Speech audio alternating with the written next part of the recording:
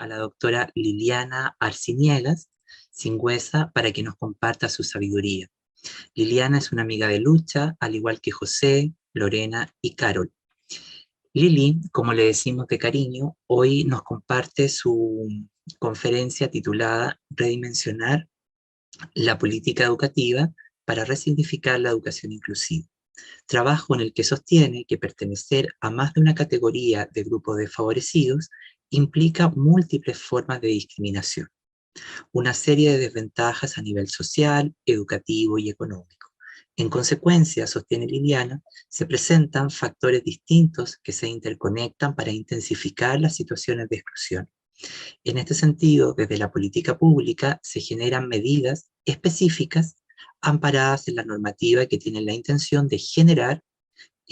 oportunidades para las niñas, las personas con discapacidad, los migrantes, pueblos indígenas y otros, lo cual conlleva a una serie de procesos que refuerzan la idea de sujetos diferentes que deben ser ordenados y clasificados socialmente, a través de diferentes modelos como el de asimilación, compensación o diferenciación.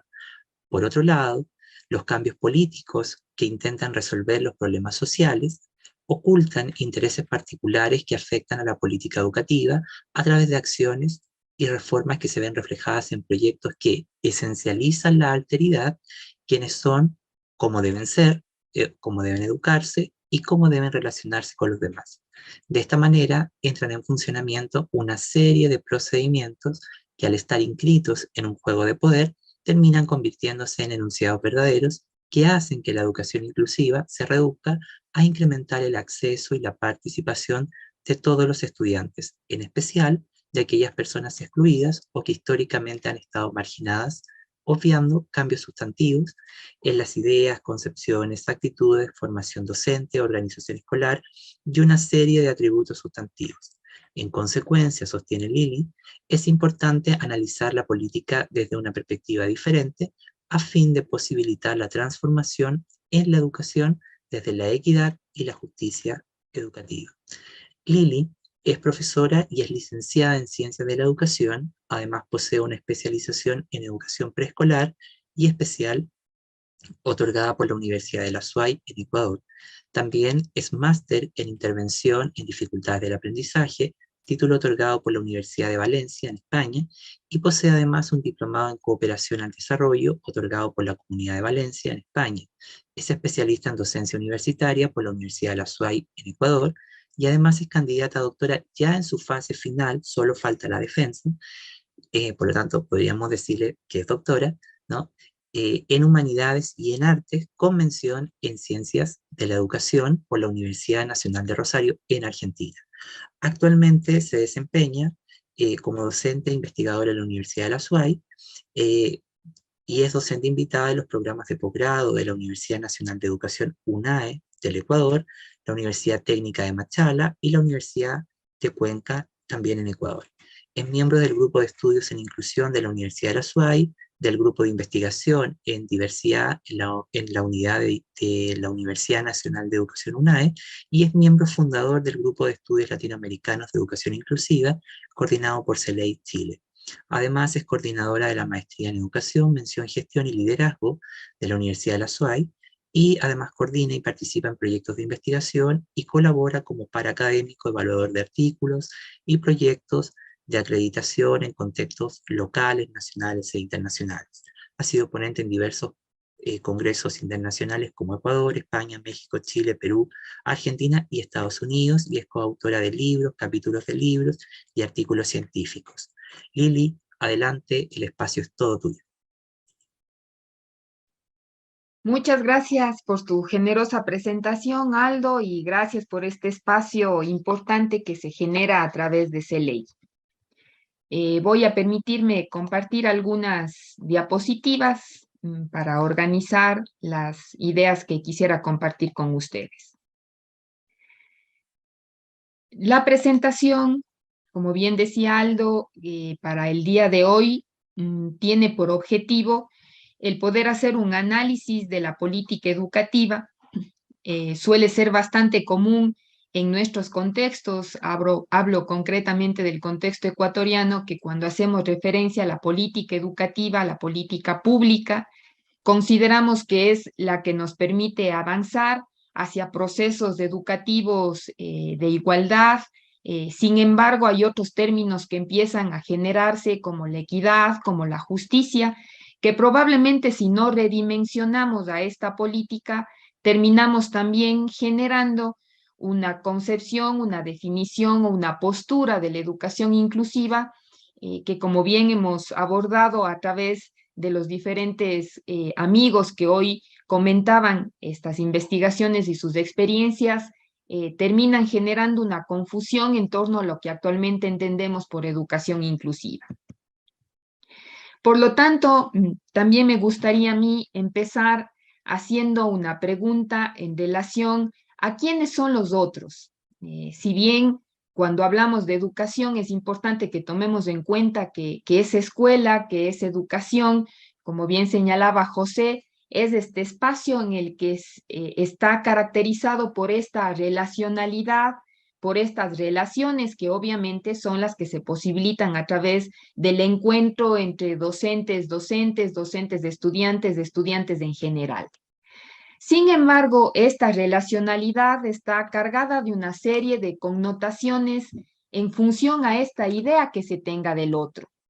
Y cuando hablamos del otro, es decir, cuando hablamos de alteridad, de esta construcción, de esta imagen que tenemos del otro, esta alteridad podría ser entendida como esta diferencia exterior que permite precisamente que podamos comprender la existencia de un no yo, que puede ser atrayente, que puede ser interesante, que puede ser acogido, como decía José, pero que también podría estar entendido como un yo, como un otro, opuesto con una serie de cualidades de negación, y que obviamente desde esta negación está acompañado de actitudes hostiles porque se le considera un otro extraño, un otro raro, o como decía Lore, un otro que lamentablemente al no ser igual a uno termina generándose unos procesos de diferenciación bastante marcados. Por lo tanto, cuando hacemos relación a este otro, pues obviamente se va construyendo una identidad que es importante que tomemos en cuenta que no está dada, que no es algo estático, sino más bien es una identidad que se va construyendo y que se va transformando en el transcurso de la historia. En este sentido, este otro, si bien comentaba también Aldo Campo en la conferencia que abría este espacio, este otro suele estar, o la educación inclusiva desde la comprensión de la alteridad, suele ser confundida con la educación especial. Por lo tanto, en esta construcción de la identidad nos vamos a dar cuenta que las ideas, que las creencias, que las concepciones que existen en torno a este otro generan una identidad que actualmente implica una construcción de políticas, una construcción de la escuela como tal, de un espacio social, con una serie de connotaciones que son importantes que se consideren y que se analicen. Esta creación implica el establecimiento de una diferencia como una condición previa. Es decir, este otro difícilmente va a poder despojarse o desvestirse de una serie de travestismos discursivos que han ido tipificando, encuadrando, materializando, esencializando a este otro a través de una serie de cambios que probablemente, como bien plantean algunos autores como Escliar,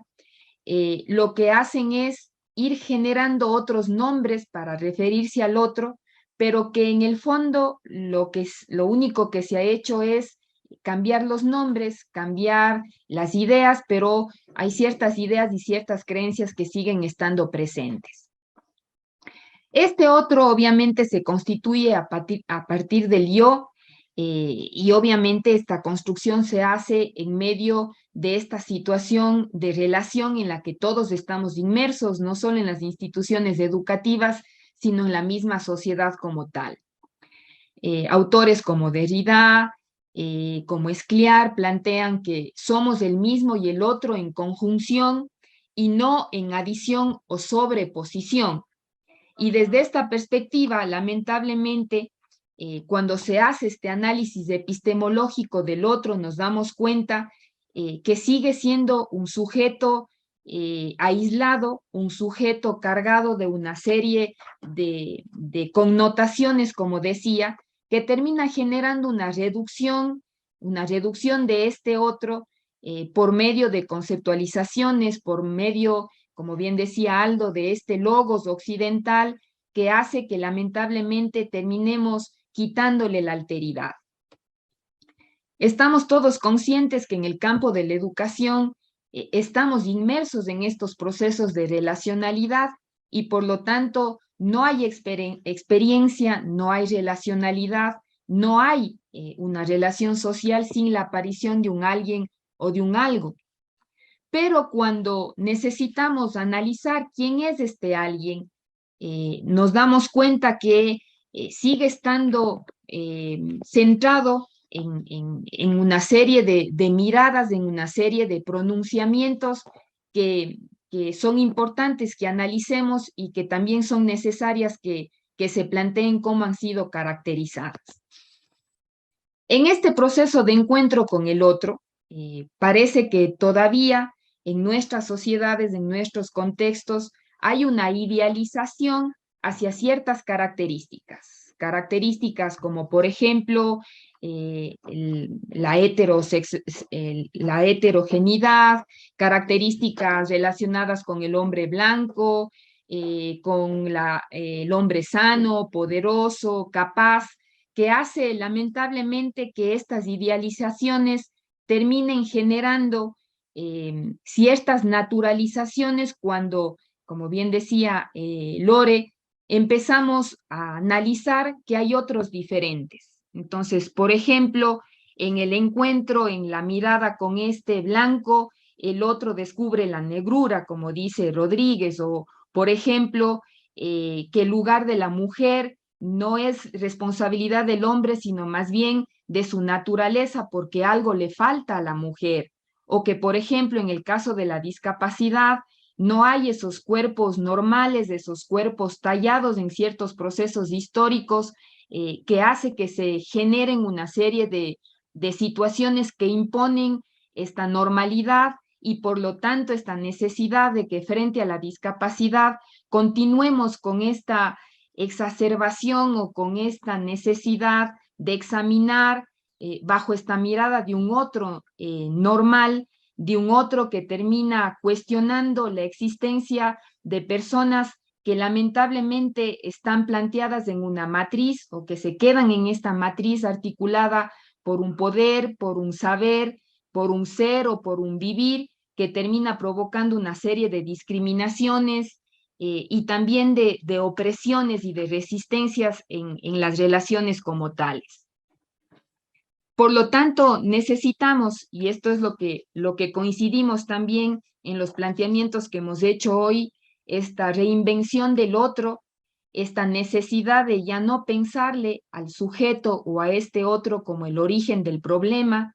que como bien decía, lo que se ha ido generando en el transcurso del tiempo es únicamente un cambio de nombres, pero no un cambio de ideas, un cambio de mirada, un cambio de creencias. Entonces, por ejemplo, suele ser bastante común que en los contextos educativos hablemos ya no de la discapacidad, sino de la necesidad educativa especial, hablemos de ya no del sujeto con problemas, sino de una necesidad educativa específica o no asociada a la discapacidad. Por lo tanto, como decía, lo único que hemos generado es un sinnúmero de eufemismos que siguen etiquetando, clasificando, categorizando a este otro y dejándole en una situación de desventaja, pero también de discriminación naturalizada y de una relación de poder que siempre va a generar la existencia de lo que vamos a ver ahora, de unos grupos minoritarios, que también es necesario que analicemos que de una manera bastante arbitraria se les llama grupos minoritarios cuando ni siquiera han elegido estar dentro de esa clasificación. En este sentido, es más que evidente que la idea de sociedad todavía sigue siendo muy homogénea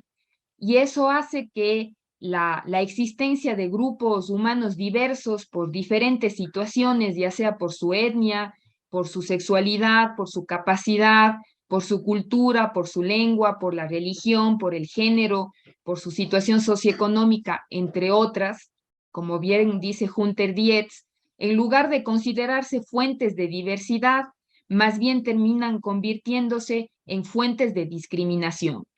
Y eso ha ido generando racismo, clasismo, la presencia de estereotipos y obviamente, como también decía, estas relaciones asimétricas y de desigualdad. De ahí entonces surge esta necesidad de que podamos analizar que el hecho de pertenecer a más de una categoría de grupos desfavorecidos, los famosos grupos desfavorecidos que de hecho aparecen en función a los encuentros que se han hecho a nivel mundial por parte de la UNESCO, la primera en 1990 en Salamanca, en donde ya aparece esta famosa educación para todos. Y cuando se hace referencia a la educación para todos, precisamente se plantea que se necesita que dentro de la escuela se dé cabida a estos grupos desfavorecidos, es decir, a las niñas, a las mujeres, a las personas con discapacidad, migrantes, minorías étnicas, pueblos indígenas, personas de edad, personas pobres, que al pertenecer a diversas categorías o a lo mejor a pertenecer a estos diversos grupos desfavorecidos, implica que existan también múltiples formas de discriminación. Por lo tanto, ser mujer, ser indígena, ser afroecuatoriana, implica múltiples formas de discriminación. Estas categorías añadidas, como bien señala las Naciones Unidas en un documento del 2019, plantea que requieren la atención y obviamente también requieren de medidas específicas. La UNESCO plantea que son estos motivos prohibidos o esta interseccionalidad que también es necesaria que se considere. Y de hecho todos estamos conscientes de esta interseccionalidad. Pero desde la política y desde estos organismos internacionales se plantea la necesidad de que sean atendidas o que de alguna forma sean consideradas a través de medidas específicas que se ven reflejadas en las políticas públicas, en las políticas educativas, que como bien señalaba, se derivan de los organismos a nivel nacional, a nivel internacional, y terminan reflejándose en políticas a nivel nacional en cada uno de nuestros países. Estos distintos motivos, estos distintos factores, estas formas de discriminación, es importante que tomemos en cuenta que se interconectan, se entrelazan, se intersectan y por lo tanto son necesarias que se analicen. Porque como comentaba, al verse reflejadas en las políticas públicas, en la política educativa internacional y nacional, desde la mirada de diferentes autores como Dietz, Mateos, Teresa Aguado, terminan generándose ciertos paradigmas o ciertos enfoques que ocultan una realidad que está presente a nivel educativo, a nivel social, haciendo que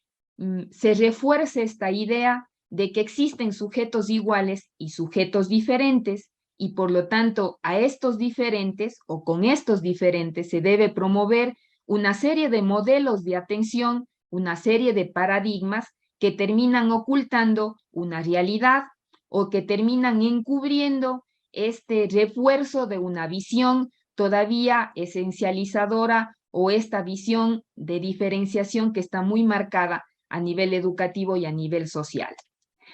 Por lo tanto, voy a comentar algunos de los enfoques y de los modelos que también Aldo Campo hacía referencia en relación a entender la educación inclusiva desde estas políticas de asimilación que siguen estando muy presentes en los contextos de Latinoamérica. Seguir pensando que la educación inclusiva es la presencia de estos grupos vulnerables o de los estudiantes con discapacidad o de los estudiantes con necesidades educativas especiales en la escuela y en los contextos en general, termina generando procesos de reducción, de lo que realmente deberíamos entender como educación, ya no solo como educación inclusiva, sino como educación en general. En este sentido, estos modelos de atención que, como les decía, están presentes en la política educativa, en la política pública, hace que, por ejemplo, se presenten ciertas situaciones que terminan generando esta idea de asimilación. La asimilación es este proceso unidireccional de adaptación cultural de los alumnos o de estos grupos minoritarios hacia ciertos cánones hegemónicos que están establecidos por las mayorías. Siempre digo, cuando hablo en este sentido de las políticas de asimilación, para que nos podamos entender, es como una especie de aspiradora que está desde estas relaciones de poder marcadas que terminan tomándoles a las minorías o asimilándoles a un contexto social, económico, educativo, siempre y cuando cumplan con ciertas características que son impuestas por estas situaciones o por estos grupos hegemónicos. Entonces, este tipo de política hace que en los contextos educativos, por ejemplo, se terminen generando ciertas actuaciones pedagógicas que son iguales, pero para situaciones distintas. Entonces, lo que suele escucharse con bastante frecuencia en las escuelas, en las instituciones de educación, es que es mejor ignorarles a los diferentes. O que si bien hay diferentes, acuérdense que hay iguales y diferentes desde estos modelos de atención, pues simplemente a los diferentes hay que tratarles como cualquier otro estudiante o como si fueran parte de la generalidad. También hay modelos que se relacionan con este educar para la compensación. Estos modelos hacen referencia a ciertas medidas diferenciales que están planteadas para que se pueda lograr esta adaptación unidireccional. Entonces, desde este modelo lo que se plantea es que la heterogeneidad, que estas diferencias a las cuales hemos comentado durante toda la mañana, estas múltiples singularidades que plantea Aldo Campo, esta heterogeneidad en general termina siendo el problema y que por lo tanto hay que seguir manteniendo una sociedad en donde la homogenización termina siendo la solución.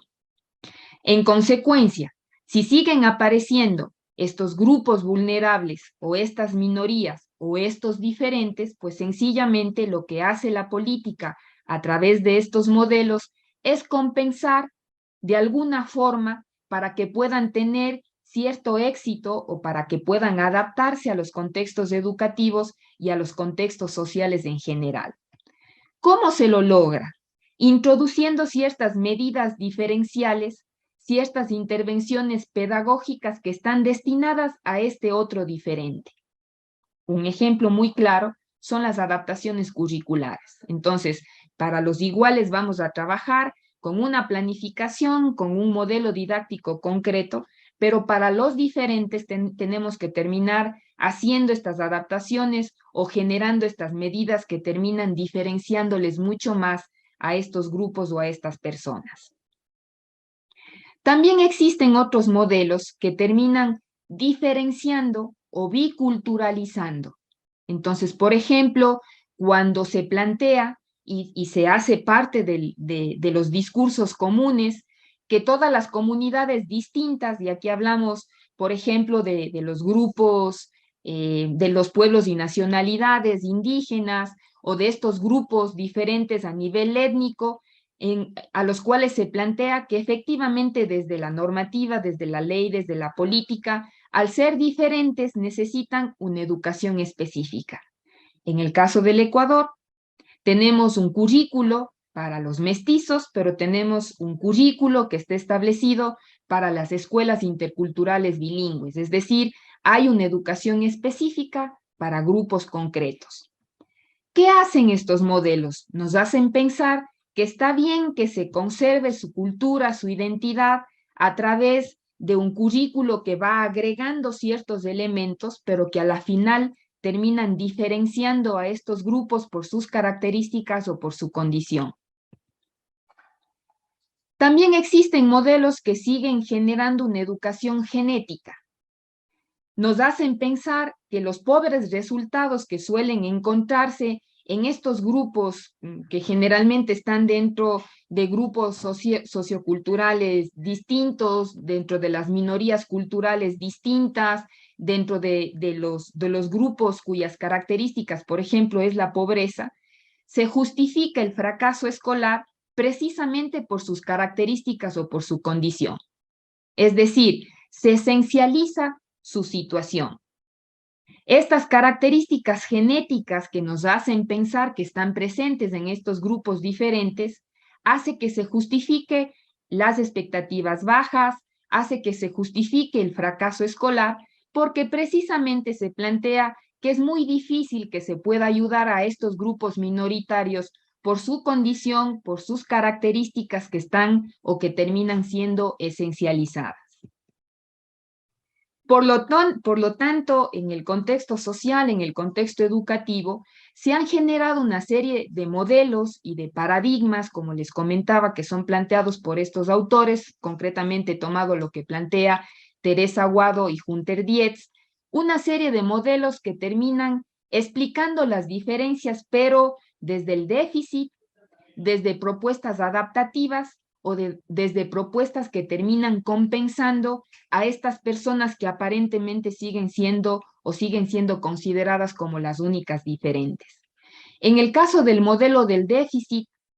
la idea o el planteamiento es que hay algunos niños que son inferiores o que nunca van a poder aprender precisamente porque hay diferencias genéticas, culturales o ambientales. Por lo tanto, en el contexto educativo, esta situación se justifica con una serie de programas socioeducativos que dicen estar planteados en contra de la pobreza, de la marginación, de la exclusión, pero que, como decíamos, termina reforzando esta idea de un otro diferente para quien se tiene que generar ideas, modelos, políticas o prácticas diferentes.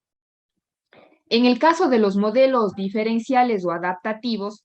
lo que establecen es que es necesario que se sigan considerando las diferencias que existen entre estos grupos, o por ejemplo, que estos grupos al venir de sus familias, obviamente con características sociales, étnicas, culturales distintas, pues simplemente tienen ciertas conductas o ciertas actitudes o ciertos aprendizajes que son inadaptados en el contexto educativo y en el contexto social. Por lo tanto, desde esta posición de poder o hegemónica se plantean ciertas condiciones para que estos grupos puedan ser parte de estos contextos educativos. ¿Cómo se lo logra? A través de estos programas que están establecidos y de hecho en algunas leyes educativas, como es el caso del Ecuador en la Ley Orgánica de Educación Intercultural, que es la que determina cómo se tiene que manejar la educación básica y la educación en estos primeros años, se reconoce la existencia de necesidades educativas especiales o necesidades educativas específicas ahora según la ley, y por lo tanto la necesidad de generar programas específicos para estos grupos.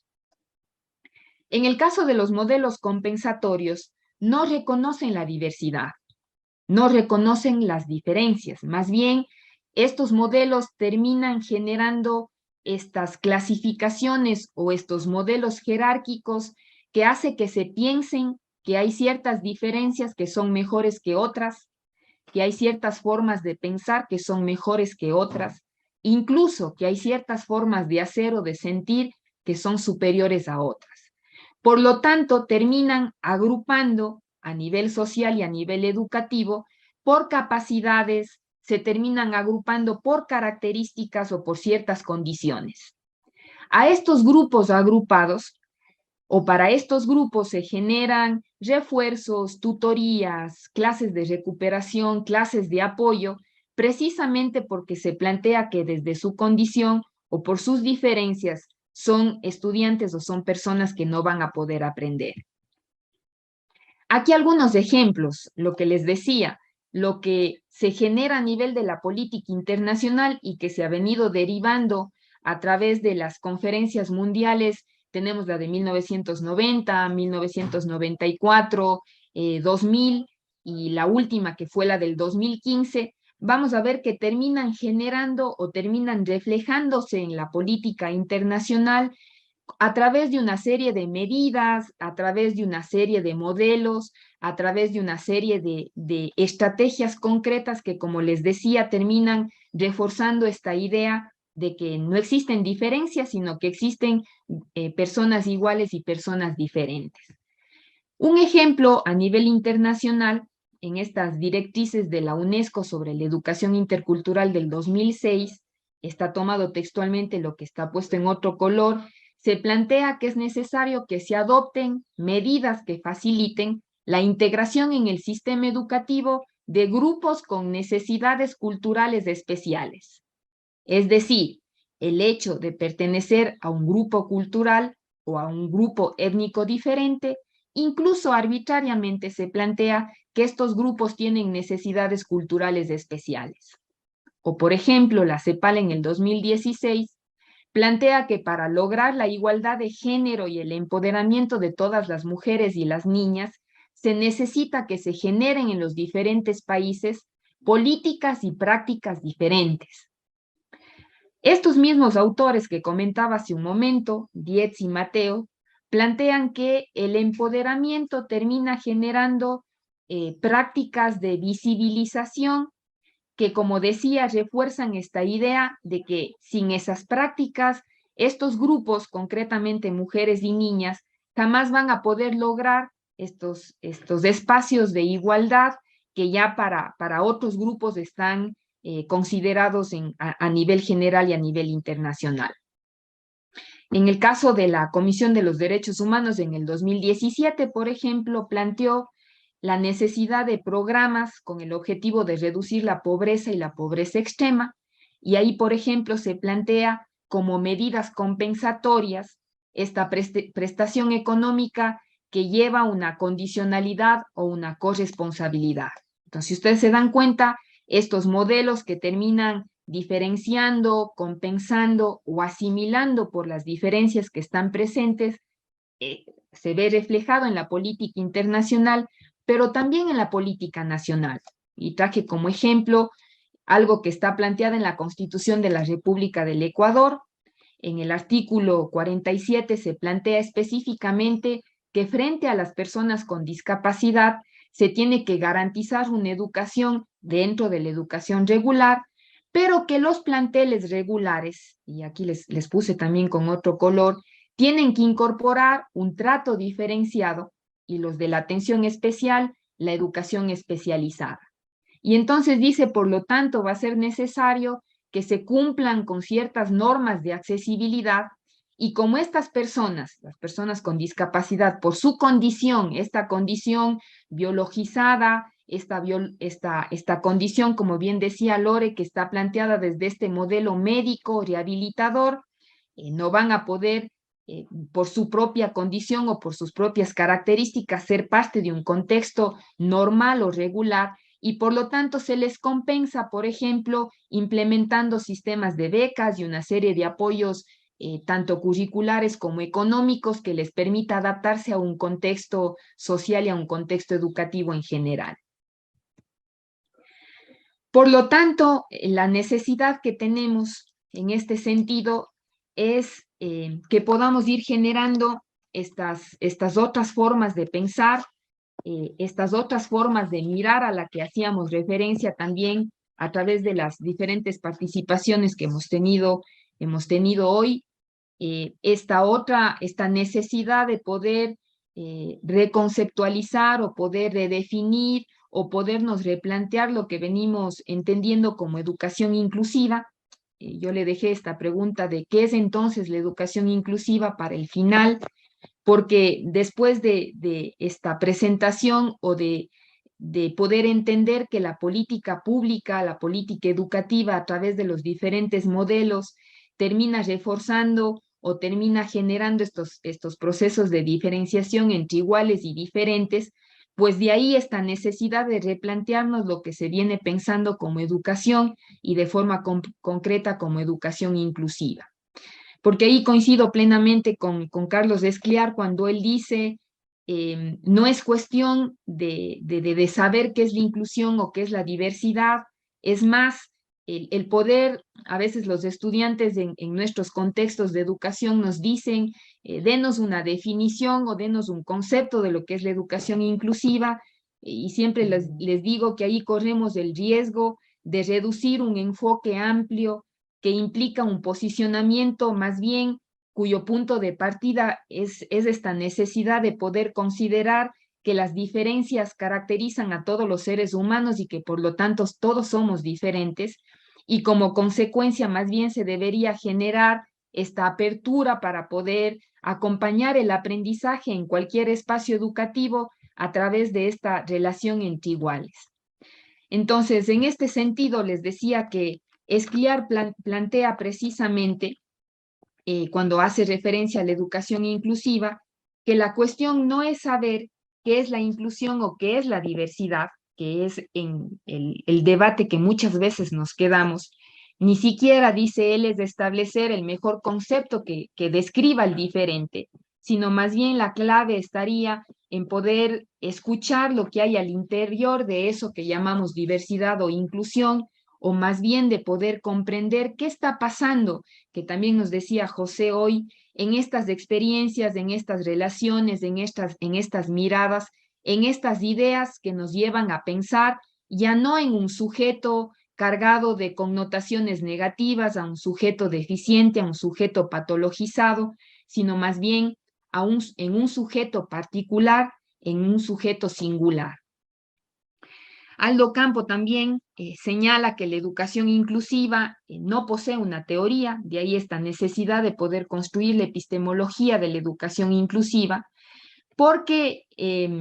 opera un conjunto de sistemas de reproducción implícitas que a través de conocimientos o de creencias intuitivas que son difíciles de explicar, terminan enfatizando, como bien decía también hoy, lo inclusivo como expresión de lo especial. Y eso hace, como hemos visto a través de la política y de estos modelos de atención, que se termine focalizando la atención en estos colectivos que históricamente han sido excluidos de la vida social, de la vida cultural, de la vida escolar, precisamente porque hay todavía esta concepción que está relacionada con un problema técnico y que se reduce a esta absorción de los grupos minoritarios a los diferentes contextos en los que estamos implícitos. Lamentablemente, esto produce un desgaste, como también señalaba Aldo Campo, de estos mapas cognitivos, de estos paradigmas, de estos conceptos o de estos saberes que necesitamos para poder leer el presente y que por lo tanto implica una necesidad de replantearnos lo que venimos pensando como inclusión para poder generar una nueva gramática o para poder pensar la educación desde una perspectiva distinta. Steinbach, por ejemplo, dice que si es que quisiéramos entender lo que es la educación inclusiva, podríamos hacer relación a esta necesidad de poder vivir juntos y de poder volver a estar todos, podernos convertir todos en uno. O como dice Carlos Escliar, en esta necesidad de no entender a los otros sin esta posibilidad de poder entender un nosotros. Por lo tanto, me parece que lo que refleja nuestra realidad a nivel de Latinoamérica es que nos manejamos en unas posturas antagónicas, nos movemos entre dos posturas antagónicas. Por una parte, esta lógica de homogeneidad a la que hemos hecho referencia, que categoriza las diferencias, que distingue a las personas iguales o uniformes de las personas diferentes, a través de estos modelos y de estas políticas que refuerzan esta idea de que existen personas uniformes y personas diferentes, que por ejemplo generan nuevos nombres, nuevas formas de categorización cuando nos referimos a la necesidad educativa especial, a quienes tienen y a quienes no tienen a través de los procesos diagnósticos, sin darnos cuenta que esta postura, que este paradigma termina generando segregación y discriminación. Por otra parte, el otro paradigma que también hacía referencia Lore es esta lógica de la heterogeneidad, que obviamente reconoce la diversidad de todas las personas y que plantea esta necesidad de no cambiar sus características, porque a la final ni se pueden cambiar ni pueden estar presentes en los contextos a través de condiciones que generalmente son puestas a nivel educativo y a nivel social. Esta postura, por lo tanto, implica esta necesidad de poder entender el contexto, de poder desarrollar estrategias que puedan responder a esta realidad de la diversidad. Muntaner plantea también algo muy interesante, y es que entre estas dos posiciones, él dice que aparece una postura intermedia. Él le llama una postura de camuflaje, porque asume los principios de la heterogeneidad, es decir, cuando, por ejemplo, hemos hecho algunas investigaciones en los contextos educativos, nos encontramos ya con docentes, con discursos, con planteamientos que hacen relación a la heterogeneidad, pero que siguen estando combinados con prácticas que categorizan a los estudiantes y que siguen atribuyéndoles este peso de la tradición y obviamente a estas viejas ideas o a esta falta de convicción para poder entender estas múltiples singularidades a las cuales hemos hecho referencia hoy. Por lo tanto, necesitamos entender que la educación es este proceso inacabado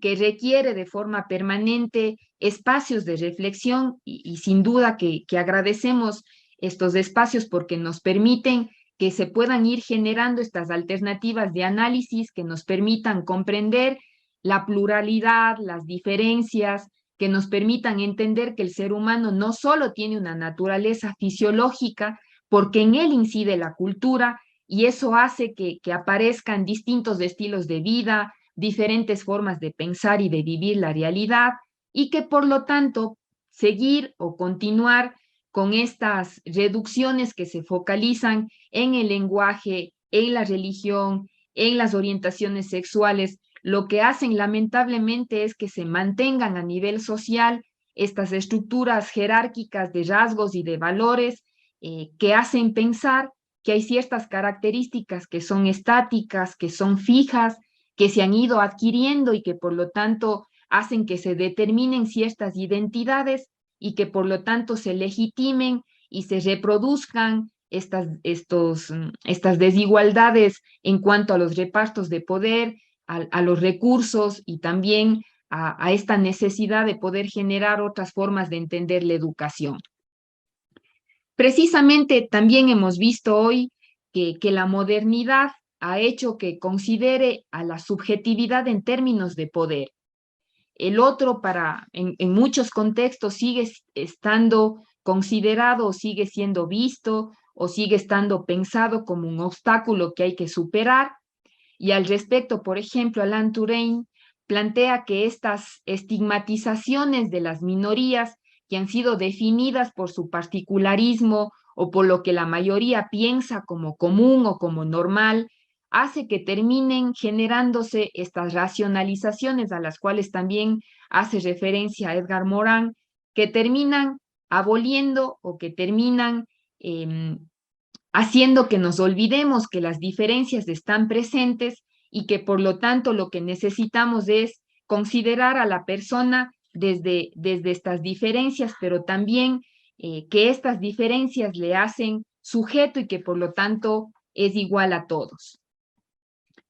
Para terminar, coincido con La Rosa cuando él señala que necesitamos descontaminar la palabra. Yo creo que el otro necesita ser descontaminado de todas estas adherencias empíricas, empiristas, que se le han ido pegando en los últimos siglos, que se le han ido pegando en el transcurso de la historia. Porque mientras se mantenga esta realidad que está anclada lógicamente a la tradición, en la que prevalece, hemos visto, esta tematización del otro por sobre la relación, es claro que no vamos a poder generar transformaciones a nivel social y a nivel educativo. Por lo tanto,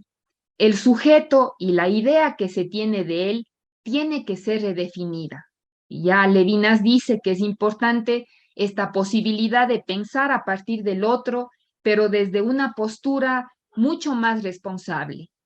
desde esta necesidad de poder generar la proximidad de poder generar esta relación con el otro desde un sentido profundo que permita, por ejemplo, esta apertura a la alteridad, como bien señalaba José, desde la acogida, desde la hospitalidad, desde este recibimiento que necesitamos del otro, considerando que cada otro es único y que estas comparaciones que suelen ser comunes en los contextos educativos y sociales, más bien hacen que se terminen neutralizando las diferencias y por lo tanto haciendo o pensando que hay un otro enemigo, que hay un otro diferente, y lo que necesitamos, insisto, es este cambio de mirada que parte, como bien señalaba Aldo Campo, de estas múltiples singularidades que tienen que ser reconocidas y sobre todo que tienen que ser respetadas. Muchas gracias.